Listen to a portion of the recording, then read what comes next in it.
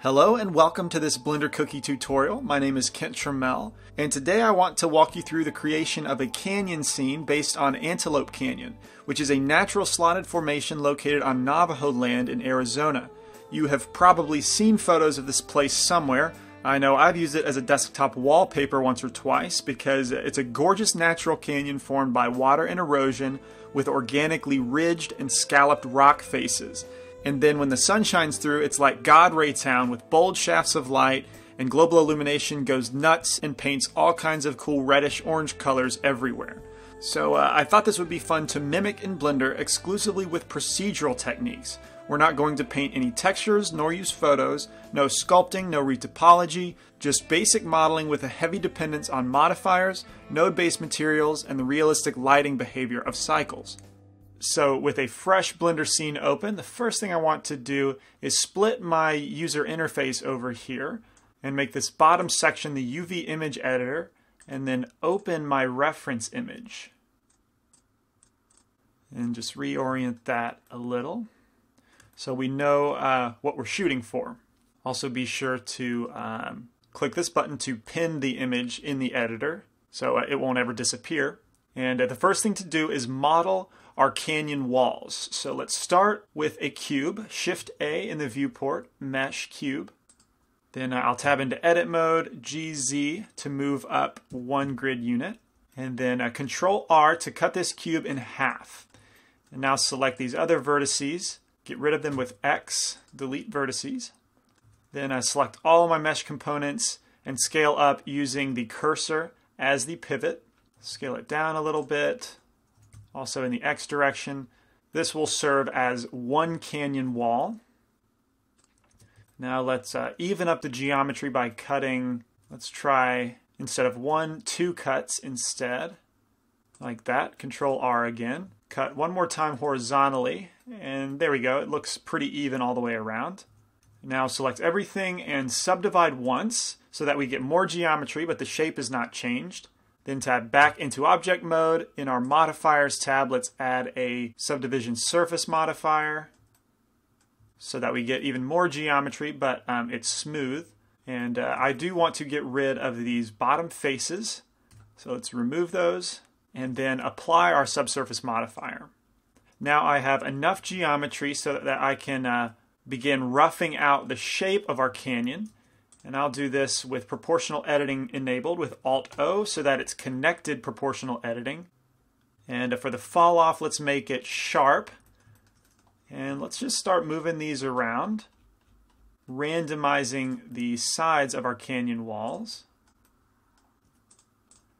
Switch back to smooth mode, or smooth fall off type. Push in some of these faces. Back to sharp to bring out some sharper edges, like this.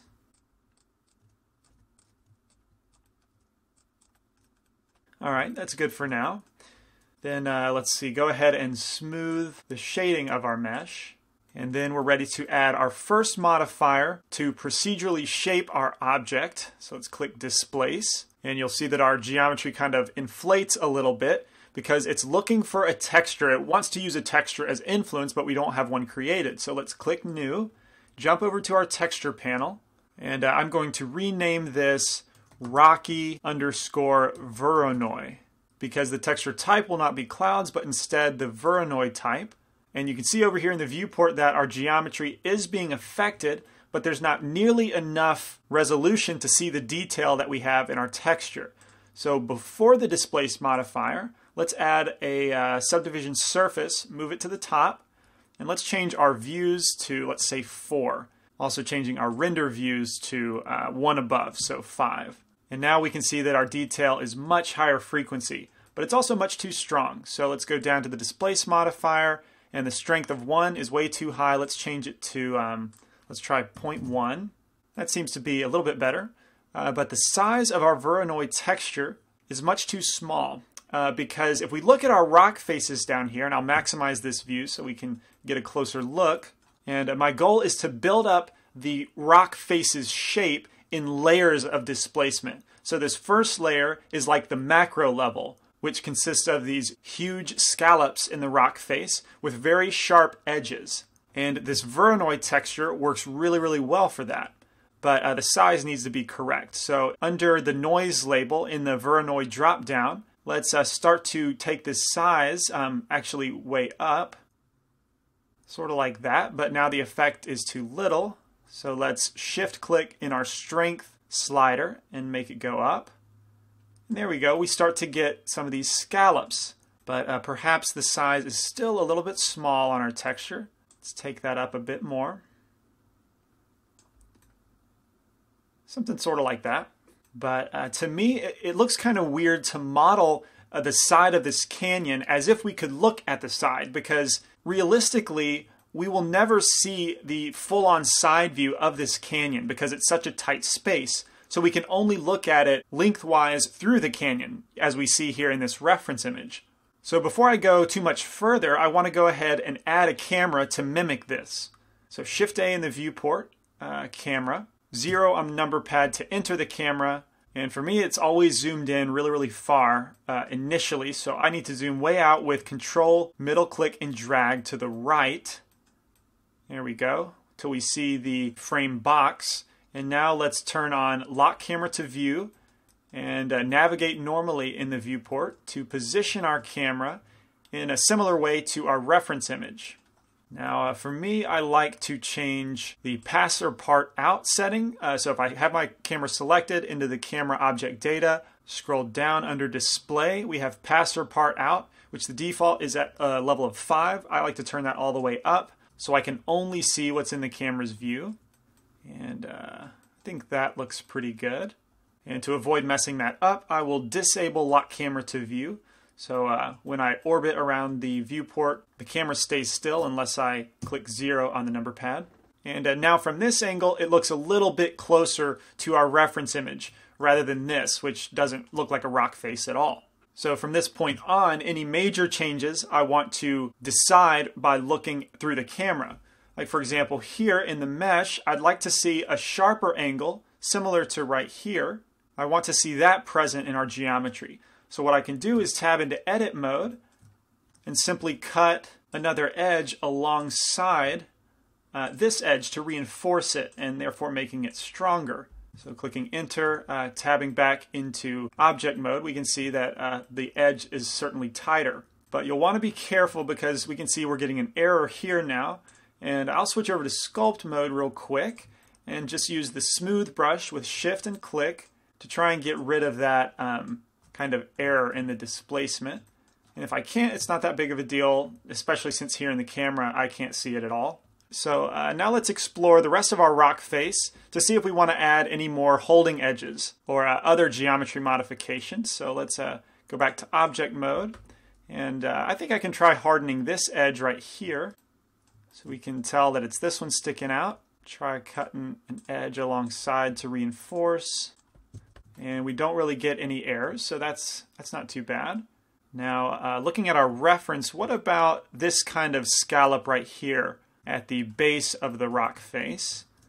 What if we take this edge, grab the entire edge loop with Alt Select, and then hit Alt S.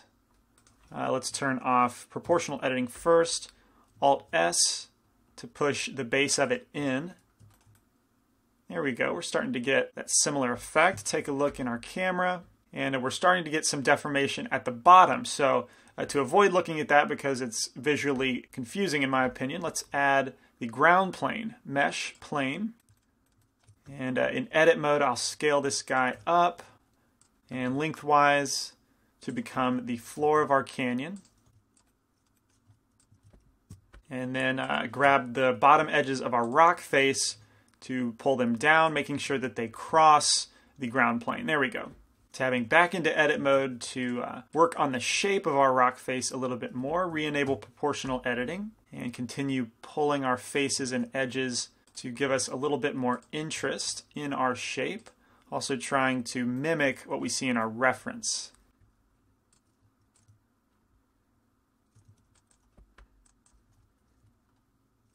There we go. I think that looks pretty cool. Now for the second layer of displaced detail, is the ridges that we see over here in the reference image. So for that, I will again use our Voronoi texture, the same one that we created over here, but I will map it to the geometry a little bit differently. So let's jump over to our modifiers panel, add another displacement modifier, and choose that Voronoi texture again. But again, I want to map this to our geometry differently. And I can do this with a separate object. So let's add a mesh plane and rename some of our geometry. This one let's call projector.000 because we'll have several of these. And then let's see, the plane needs to become ground and our cube needs to be rock face.000. And selecting our projector, the way this works is I can use the direction of the normal, which we can see in edit mode, all the way down here under mesh display, normals. Let's click on face. And the direction that this little line is pointing is the normal. And in our displacement modifier, under texture coordinates, by default it's set to local. Let's choose object and then grab our projector. And now when I move my projector object, we'll see the texture follow along with it. So let's try and aim it towards our rock face. Let's see, using the median point as the pivot, RY, to rotate it toward our rock face like that. And now when I scale it, we can see that our texture scales up relatively to our projection object. Okay, so likewise, I can scale in the Y direction alone to elongate our texture, and then scale in the Z direction, which starts to give us these ridges. Let's try scaling the entire projection object. And now we can really start to see the ridges because the intensity on our second displacement modifier is pretty tremendous. So let's turn that down to 0.1. Yeah, that's pretty good. How about 0.2? Yeah, I think that's nice. Let's look in our camera. And it's looking a lot better, but I think I want to elongate it even more in the Y direction. Perhaps scale the whole thing down a bit. Take another look in our camera. And yeah, that matches our reference much better. Now I can duplicate this rock face and rotate it around to become the opposing canyon wall. And in order to do that, because I'm using a projection object, I need that to be duplicated and rotating along with our duplicated canyon wall. So let's parent our projector.000 to our rock face.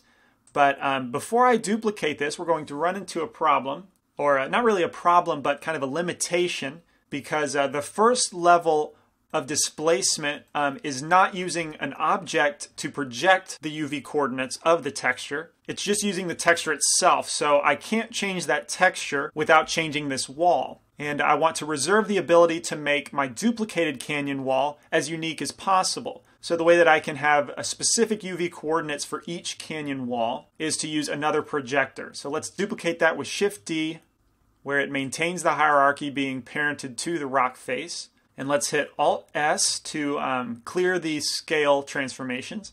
And maybe hit GZZ to move it, well, just to separate it from the other projection plane. And now select the rock face. And in the first displacement modifier settings, under texture coordinates, let's change that from local to object. And choose our second projector, which will completely change the shape of our canyon wall. But if we look in our camera view, that still looks pretty good. But we have the ability to move it around and get a different result if we want it. So I think this looks good for now. And let's duplicate to create our other canyon wall. Select the rock face and shift select the projector objects, making sure that our rock face is the active object. And before I actually duplicate, the scene will lag pretty bad moving the high-res geometry with its projector objects all at the same time. So I like to enable the simplify setting and change subdivisions to 2, and then duplicate with Shift-D, and now rotate 180 degrees in the Z-axis, and then move our wall into position.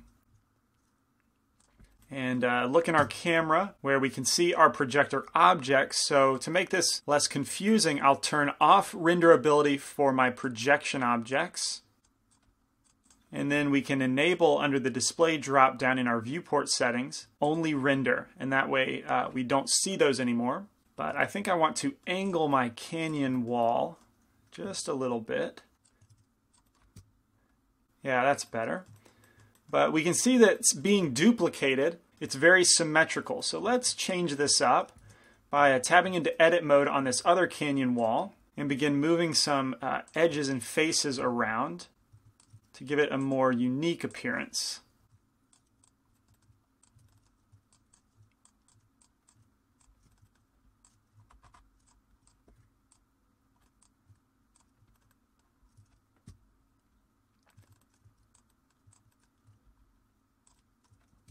Okay, that's looking different enough, I think. Let's disable the simplify setting so we can see all of the detail in both cavern walls. And let's try manipulating our projection planes for our right side. First, let's move the first level of displacement in the Y direction. Maybe rotate it a little as well. There we go, that looks good. I suppose I really don't have to adjust the horizontal ridges. So perhaps I can, let's see, tab into edit mode on the rock face, on our duplicated rock face, and try to accentuate this ridge down here towards the base of the wall by pushing that in, Alt-S. Turn off proportional editing. Try that again. Perhaps a little too much.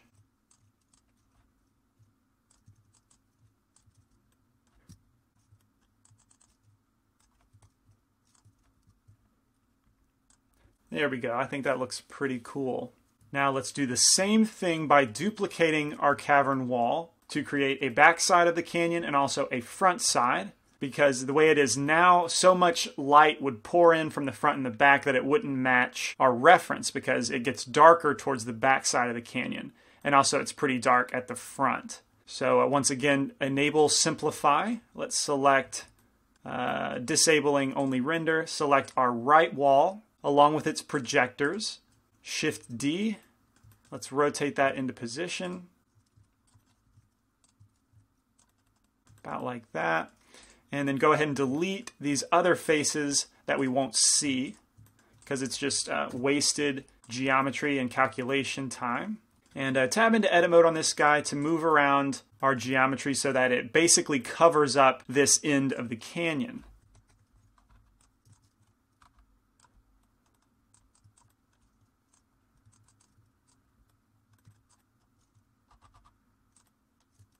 Let's see how that looks at its full resolution.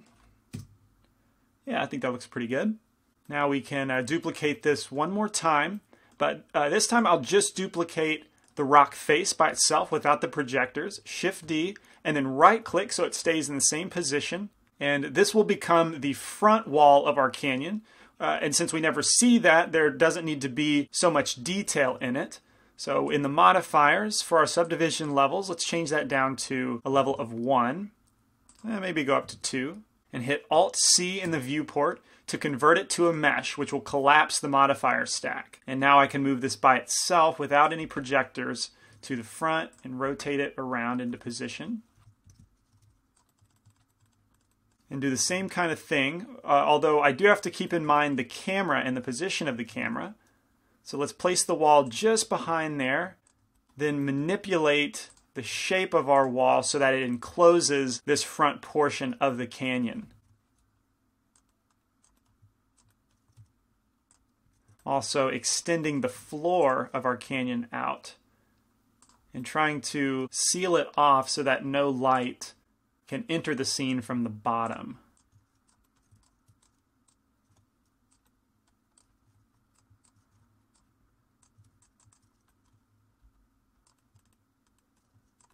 Let's jump into camera view to make sure that we don't see any of that front wall, which we don't. And oh, while I'm thinking about it, the resolution that I want to render this at is 970 by 410. because that's the resolution of our featured images on the tutorial page. So now that I've updated the resolution, we can see that our floor has pretty much disappeared. So I'll select my camera, hit GZ to move it down, actually RXX to rotate it in its local x-axis. There we go, because I want to make sure that I see the floor. And this looks pretty good. I think perhaps I can enclose the top of our canyon over here. So select our left cavern wall and move up this edge. Something like this. Yeah, to close that up a little bit more.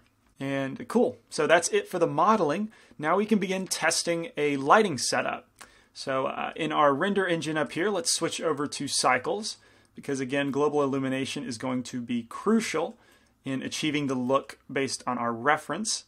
And we need a sun. So let's Shift A, add a lamp, sun type lamp. See where that's located. I need to disable only render. There we go. Let's move our sun up into position just above our canyons, or I mean my canyon walls. And let's just position it. I'll keep it straight down for now. Then jump into our camera view and open up my Blender preferences. Go over to the System tab, and I'm going to enable GPU rendering. Exit user preferences, and then enable GPU rendering over here in our render settings for device. And let's see what else. I will choose border rendering, so we only render what's in the render frame.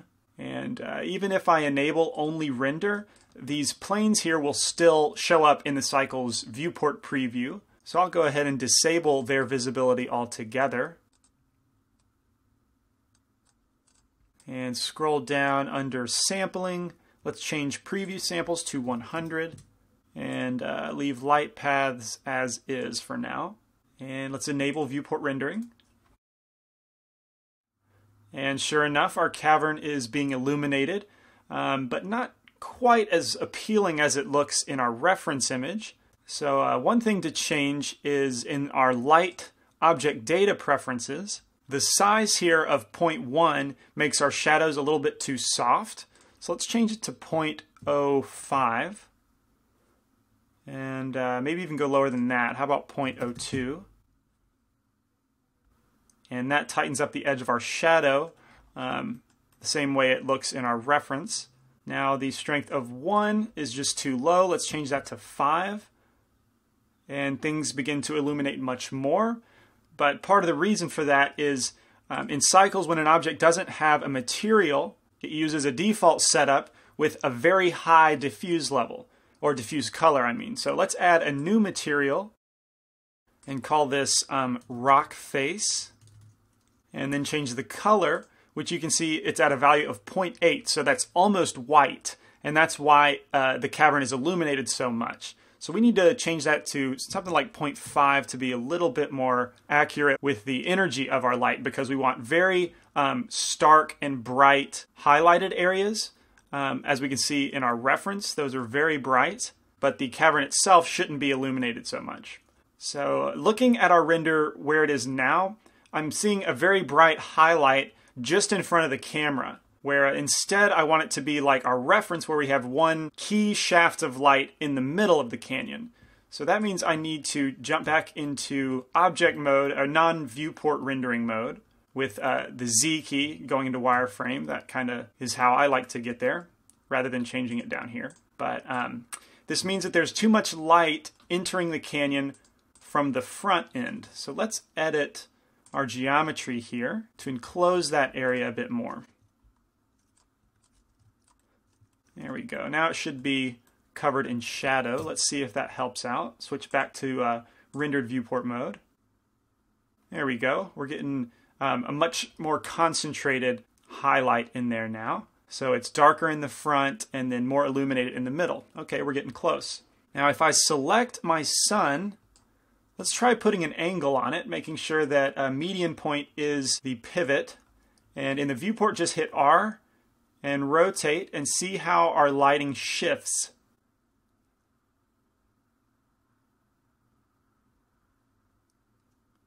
Okay, now how about rotating in the X-axis? Let's see, RX in the viewport. Now we can see the light travel from front to back, which gives us a pretty cool look. Yeah, I kind of like how that's positioned, but the highlight is much bigger in our render than it is over here in the reference. So this tells me that the opening up here in the top is a little bit too wide. How about we try to close that up a bit?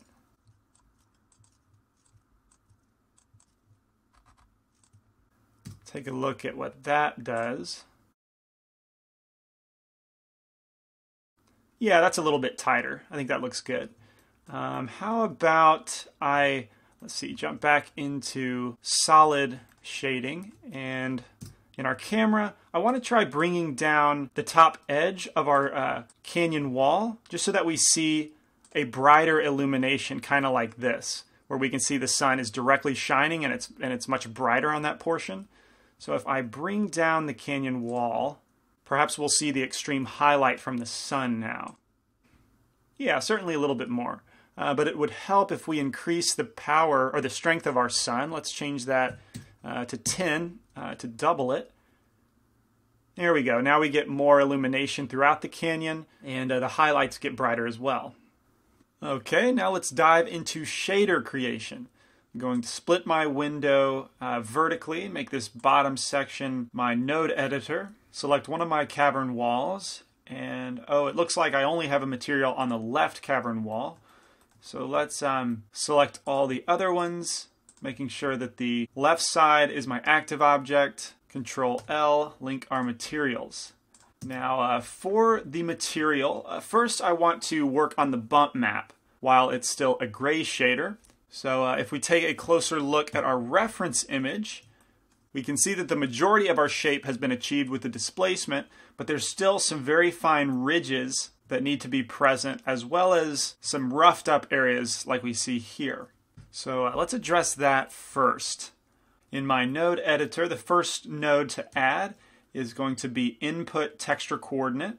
Then let's add a texture Voronoi texture. In order to achieve those very fine ridges, we will once again take advantage of the Voronoi texture.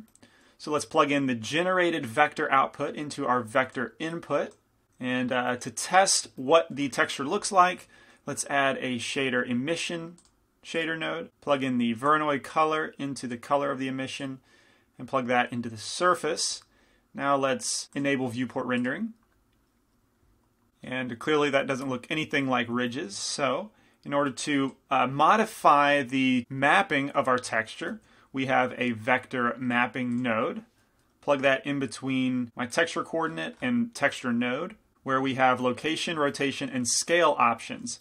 So I want to scale it down vertically, and that'll be scaling in the Z direction. However, the effect is reversed, so if I want the texture to scale down, I actually have to increase this number. So let's bump that up to 10, and we can start to see some ridges, but they're not fine enough. Let's go to 100, and that seems to look pretty good. Now let's try plugging that in to our displacement output, or a displacement input of the material output, and now switch our diffuse BSDF back to the surface. And the bump map will start to take longer, and part of the reason is it's way too powerful. So let's pause the viewport rendering, Shift A, add a converter math node, plug that in after our Voronoi texture node, and change the operation to multiply, and a value of 0.5, cutting it in half. It needs to be a lot smaller, so let's change that to 0.1, re-enable viewport rendering. And we can begin to see our ridges show up, but it's still very grainy. So let's increase our samples in our preview. Let's change it to 200 because the noise is kind of interfering with the ridges, and I can't get a good idea if the ridges are too soft or too strong. So let's let that clean up.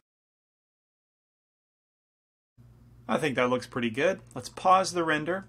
And now the second component has to do with the splotchy sections of kind of roughed up, chipped portions of the rock face that we see here. And I will achieve that by combining two noise textures. So let's add one, texture, noise texture. And I'll duplicate that for later. But again, take our generated texture coordinate, plug it into the vector for our noise texture.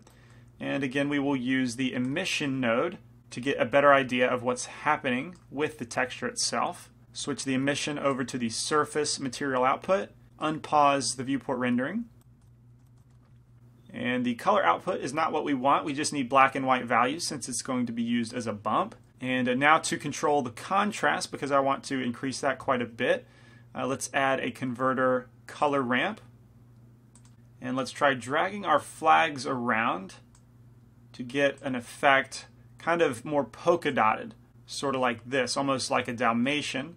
Though I need the reverse effect where it's mainly black and then a little bit of white spots speckled about. That looks pretty good, but it's way too big. So in the scale of our noise texture, let's go up to 10. I think that should work.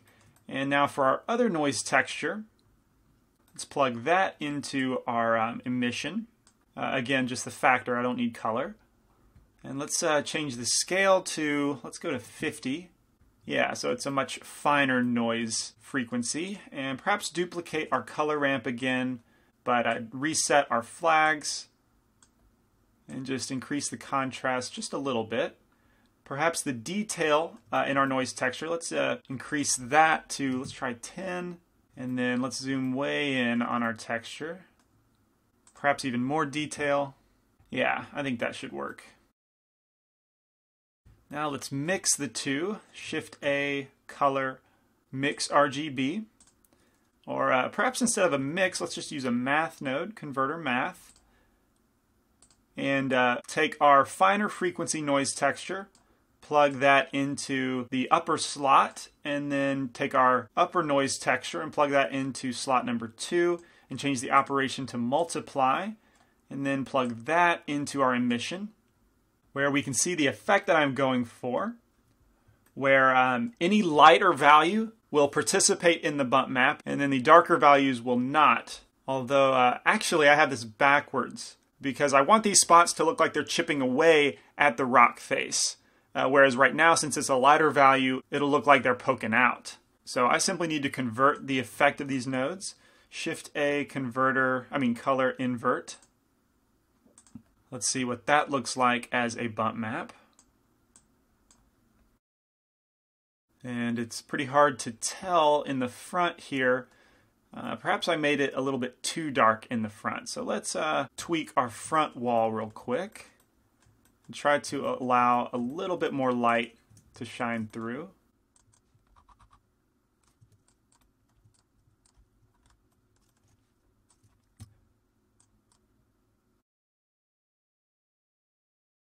Yeah, I think that helps out over here.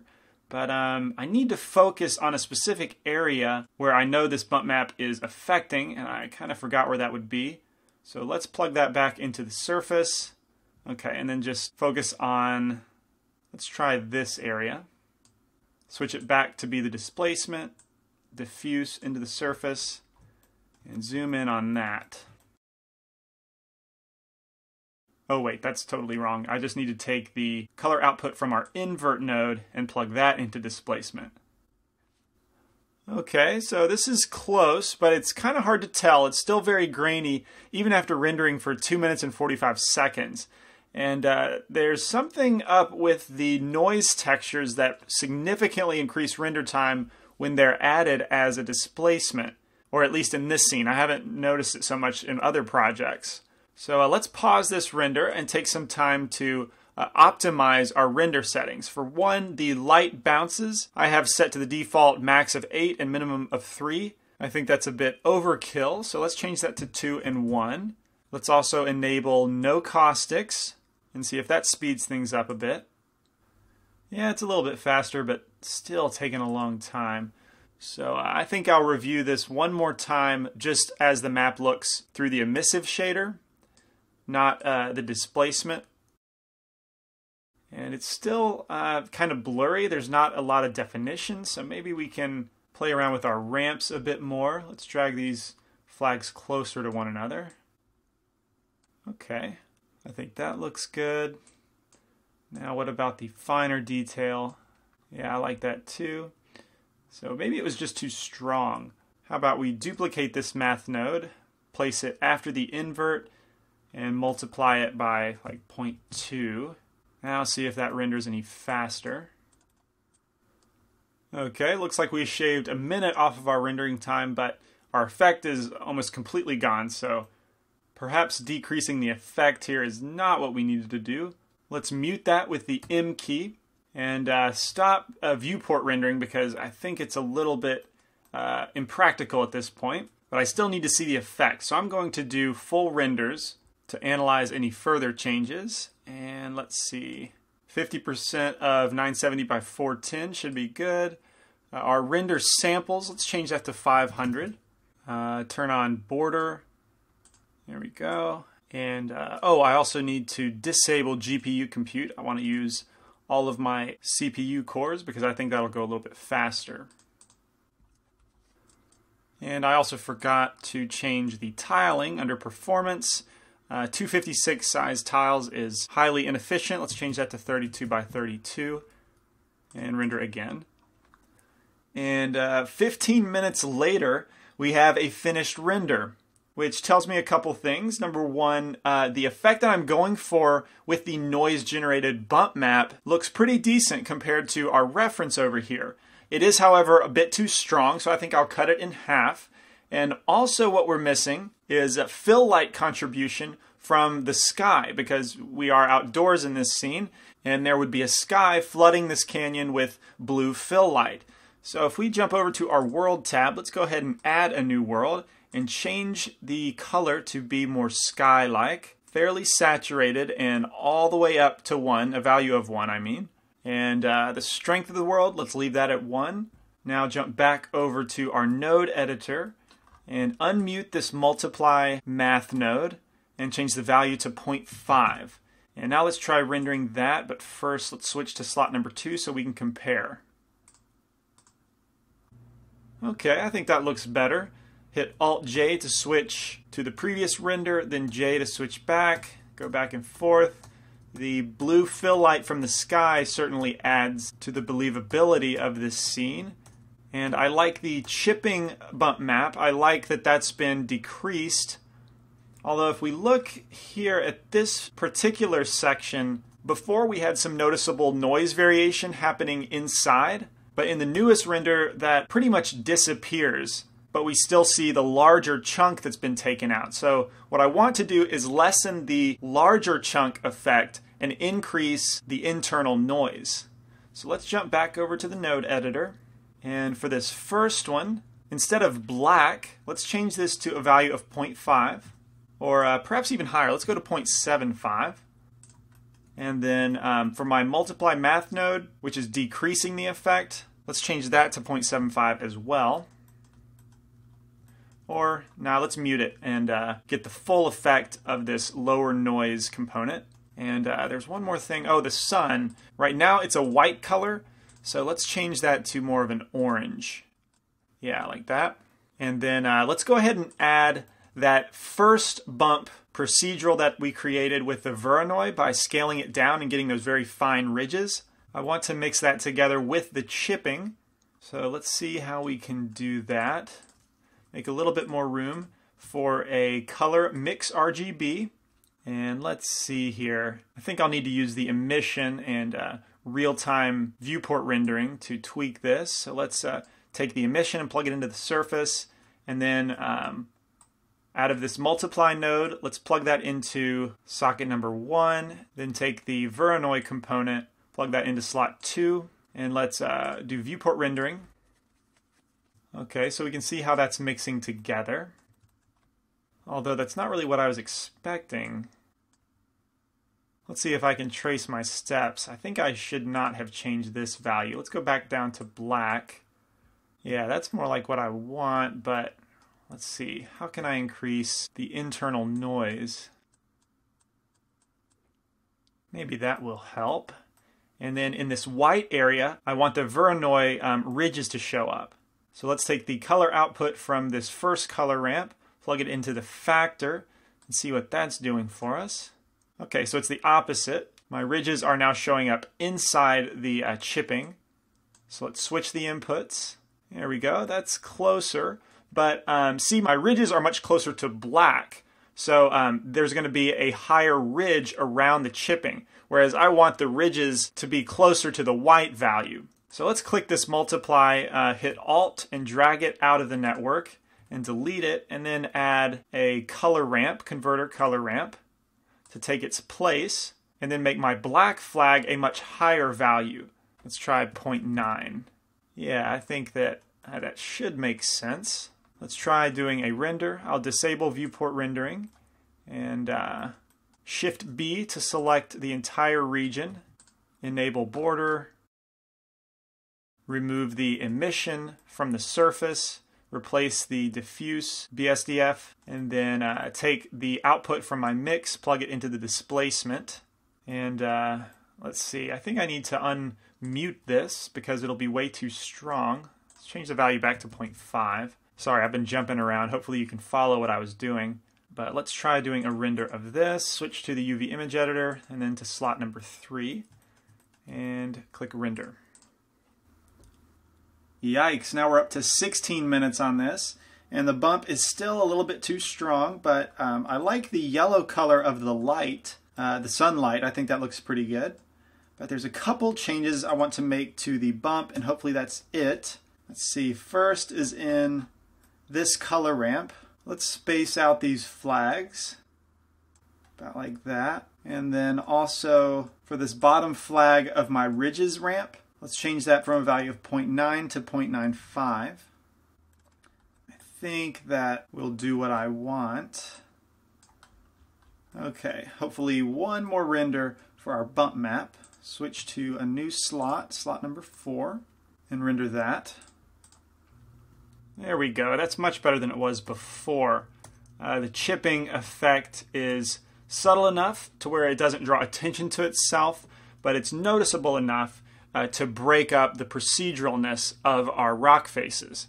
So yeah, I'm happy with this and with the bump where it's at. So now let's move on to the color of our rocks. Switch back to the node editor, and to test the color and to dial it in, let's go ahead and disconnect our bump procedurals just to speed up the time a little, speed up the render time. And similarly to the way we started out the bump, we're going to use another noise texture to get kind of a general color variation. Let's plug up our generated texture coordinates and plug that into our emission node to see what that gives us by default. Turn on viewport rendering, which is paused at the moment. There we go. How about the factor, because that's actually what we will use instead of the color. I think that size is good. Shift A to add a color mix RGB node. And let's take the noise factor and plug it into the factor of the mix. And now choose, let's say, an orange color from our reference. Perhaps make that a little bit brighter, not so saturated.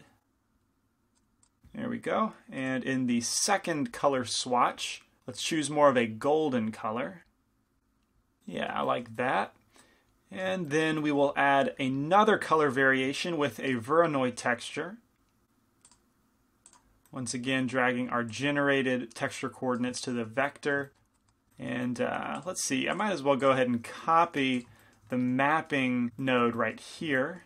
Copy it with Control C, paste it, and slide it in between the texture coordinates and the Voronoi texture node. And plug that up into the emission to see what it's doing. Okay, we don't need it scaled down that much. Let's try 50, or maybe like 10. Even less than that. How about 5? Man, I think even less than that. How about 2? Let's go up to 3. I think that should work pretty well. Okay, so being a white and black map, we can use that as a factor. Let's see, color mix RGB. Drag the noise color variation into slot 1, and then the Voronoi color into the factor of our mix node, leaving the color swatch to be a red color. Let's plug that into the emission to see what that gives us. There we go. I want to see these kind of red veins running horizontally through our canyon walls. So yeah, I think that looks good. Maybe I can adjust the contrast in our first color mix node. Something like that. Okay. Now instead of the emission node, let's plug in that color mix into the diffuse color and replace it as the surface output. And switch back over to GPU rendering to go a little bit faster. Okay, that's a good start, but something that's kind of off right now is we're not getting any of these really noticeable yellow sort of caustic highlights on the cavern walls that we see in our reference, and that's because our floor is still white. So let's select our ground plane, add the rock face material to it, then duplicate it with this plus button and call it ground. And really the only difference here is I don't need the bump effects. So we can get rid of all of these guys. Oh, except my material output, which is now missing. There we go. And now we get the proper bounce lighting full of yellows and oranges. But to be honest, it's a little too monochromatic. It's only oranges and yellows. Whereas our reference here has a very noticeable blue shaft of light in the middle of our cavern. So we definitely want to add that eventually. But also notice the purple that we have showing up here, down this side, and also in the back. And my best guess for what that is the rock face has a little bit of glossiness to it, and it's reflecting the sky, which is blue, and then the rock face is red, and when you mix the two, you get purple. So I want to add a glossy component now. Let's pause the viewport render, and let's see, I'm on my ground material. Let's select the rock face again, and Shift A to add a shader glossy BSDF. Let's throw that up here at the top. Add a mix shader node to mix our diffuse and glossy. Making sure the glossy is in the bottom slot, so it might make more visual sense to reverse these. In fact, let's try and separate these out a little bit more so that we don't get a spaghetti mess of nodes. There we go. And let's see what this looks like by default. Just unpause the render. And we do start to get the blue from our sky reflecting on our rock faces, which is good, but it looks way too shiny right now. So let's change the factor, the roughness of our glossy from 0.2 to, let's go to 0.5. Pause the render because it's still reflecting too much overall, and I prefer to limit the reflections to the scope of a Fresnel component. So Shift A, input, layer weight, then Shift A, converter, color ramp. And let's plug in the facing value into the factor for our color ramp, then the color ramp into the emission. And let's see what that looks like by itself. Unpause the render. There we go. Let's try dragging the dark flag up. There we go. Limit our Fresnel effect to the more extreme angles of our geometry. And now this can act as a factor for our mix shader node. Yeah, I really like what that's doing. I think it's matching our reference a little bit more closely. So now let's plug up our bump component again into the displacement slot. And stop the viewport rendering. And let's do a test render of this at 50% to see if there's any other changes we need to make. Hopefully there's not. And we can render our full resolution.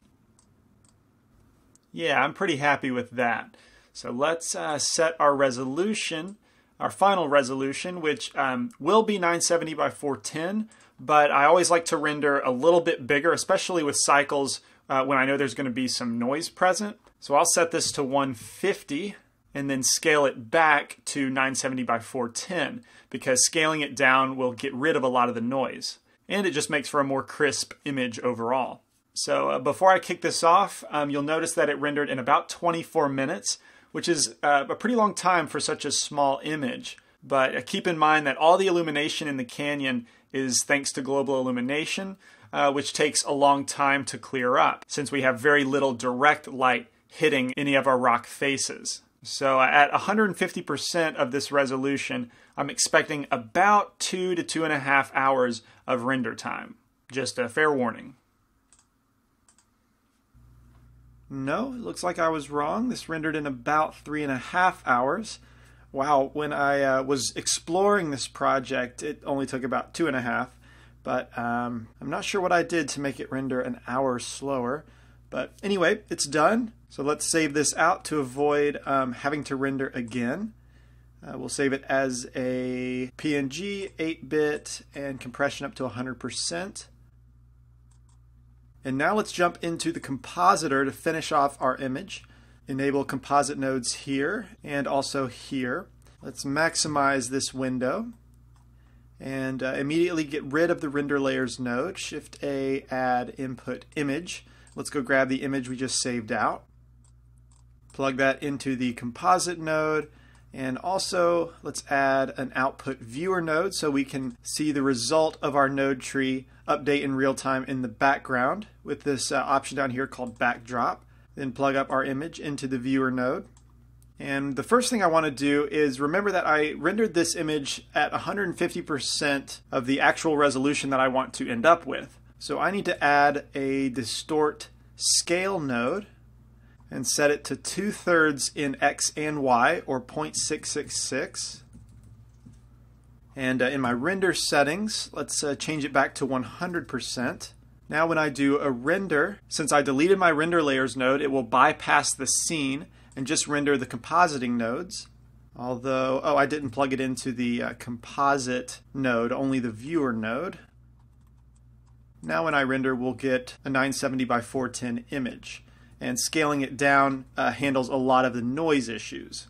So as far as compositing, let's adjust the levels so that we can get a little bit more color to better match our reference over here. And we can do this with an RGB curves node. So Shift A, color, RGB curves. And with this graph here, let's add a point in the middle and drag it towards the upper left corner like this. And if we hit V, the image will zoom out and Alt V will zoom in. I'm so happy about this because I just figured out that hotkey. But if you're not into hotkeys, in the In panel we have under backdrop, you can zoom in like this. But I am a hotkey fan, so my preference is V. And that's looking pretty good. Let's drag it a little bit more to the left. Yeah, about like that. And next, how about a little bit of glow around our extreme highlights? And I'll show you two ways to do this. Number one, we can do it with a filter glare node. And the way that this works is this threshold down here defines the value of the pixel that will be affected by this glare. And it's set to 1 by default, so only pixels at a value of 1 will have any effect. So if I hold Alt and right click in our image, look at this bottom bar down here. We have some real-time feedback for the pixels in our image. And right here in the V, that represents value. And we can see that right here is a value of 1. Let's see, up here in the most extreme bright areas, it reaches a value of 1 occasionally. But in general, a value of 1 is very high. So let's change this threshold to, let's go to 0.6. And now you can start to see some very faint glare happening. Let's go even lower to, let's say, 0.2. And now we're getting some more noticeable glare, which is slowly starting to match what we see in our reference. We have the ability to change what type of glare. We have fog glow, which doesn't really do much here. We have simple star. So that's one way to get glare. I prefer a more manual method. So let's get rid of this by holding Alt and moving the node out of the tree. I will hit X to get rid of it. I prefer to crush the light and dark values with another RGB curves node. So let's drag it down below the other one, drag in our image. Let's maximize this view again. Let's make a little bit more room for our node editor. So for this graph, let's add 2 points, one near the bottom left corner and one near the top right corner. And let's bring both of these horizontally towards the middle of the graph, creating an S curve. And this isn't plugged up to the viewer. So the hotkey to do that is hold Shift Control and click on the node, and that will plug it in directly to our viewer node. So what I'm trying to do here is to drastically increase the contrast between our highlights and our shadows. So let's play around here. I think that should work. Now let's blur this, Shift A, filter, blur. And let's change the method from Gaussian to fast Gaussian. And then the value, let's try 5. in X and Y, perhaps 10.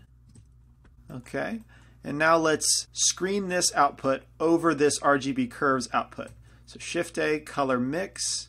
Let's make sure our blurred version goes in the second slot. This one goes in the top. Blend mode to, let's try screen. And there we go. Now we can see a very similar glow to the glare node, concentrating on our highlighted areas.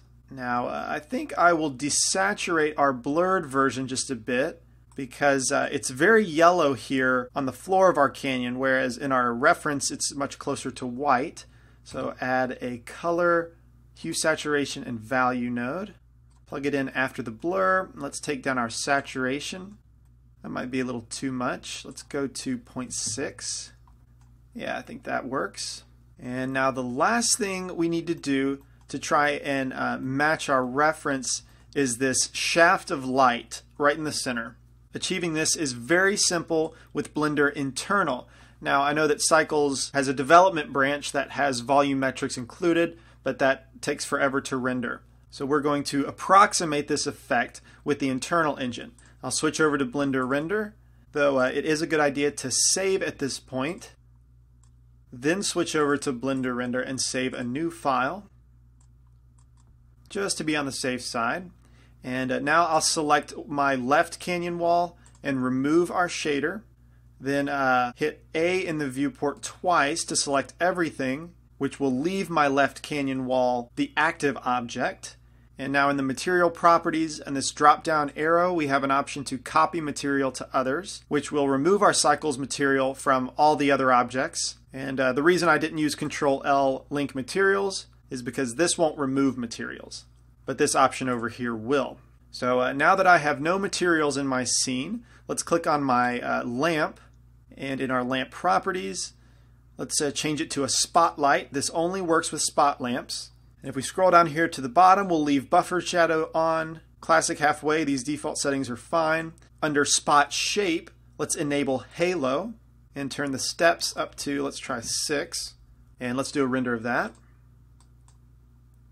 And we get our composition. If we switch over to render layer, we get nothing. So I'll switch over to my render settings. Under post-processing, let's disable compositor and sequencer. Try again.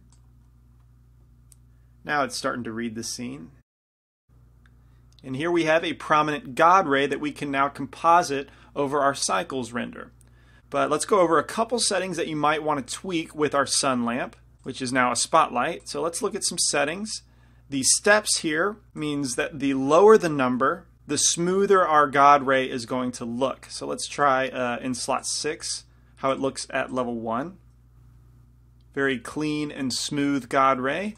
Let's switch to slot 7 and change this to 12, which is the maximum. The shaft will begin kind of banding. Let's render this to show you what I mean. See here we get kind of banding like you see in a JPEG with bad compression. So I guess the higher the number, perhaps the quality is lowered, which is kind of backwards.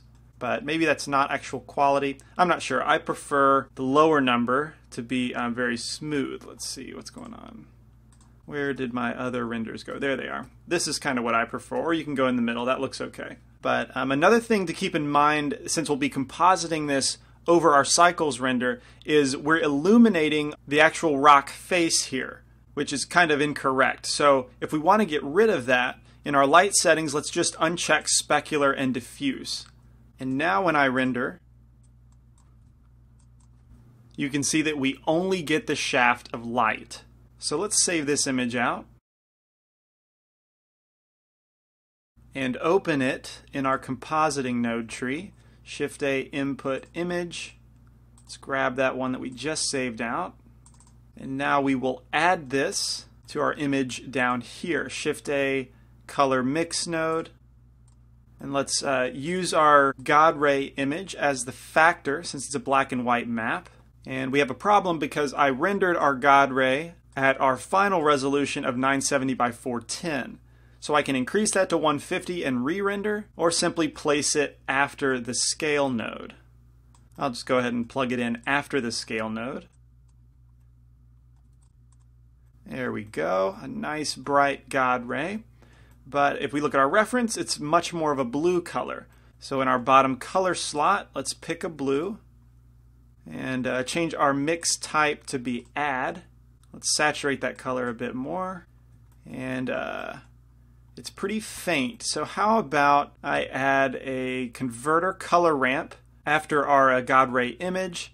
And this basically acts the same as an RGB curves node, except it only uses black and white values. So I can't use the color ramp on a colored image or the color will be gone. But I like to use the color ramp whenever I can because it works a lot like the levels option in Photoshop. But you could totally use an RGB curves node here as well. But let's drag the white flag down to increase the strength of our gadre. And then maybe bring our black flag up where, as you can see, our gadre is losing its edges and getting a little bit thinner. I think that will do fine as is. And that is going to be it for the composition. Plug this into the composite node, re-enable compositing in the post-processing drop down here, and let's render this out. Our final Antelope Canyon recreation. That's going to be it for this tutorial. I hope you can see how powerful procedural techniques can be, because it certainly is nice not having to source any images or take a lot of time to sculpt this rock formation. So I would encourage you to continue exploring procedurals to make your life easier. So thank you for watching. I'll see you next time.